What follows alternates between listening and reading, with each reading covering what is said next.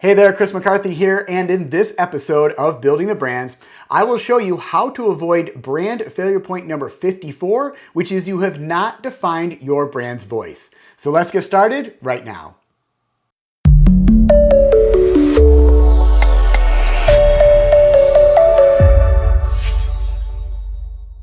A lack of defining brand voice can cause a business to fail because it can lead to inconsistent messaging and a confused brand identity.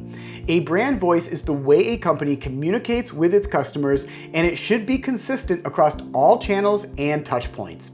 If the brand voice is not defined, it can lead to confusion, miscommunication, and a lack of emotional connection with your customers. To avoid this failure point, businesses should establish clear guidelines for their brand's tone and messaging. Defining the brand voice includes identifying the target audience and their communication preferences, outlining the brand's personality traits and values, and developing a consistent tone across all communication channels. Here are 5 steps to help you get started. Number 1, identify your target audience. Understand who your customers are and how they communicate. Number 2, define personality traits. Outline the key traits and the values that represent your brand. Number 3, develop tone guidelines. Create guidelines for the tone and the style of your communications. Number 4, ensure consistency.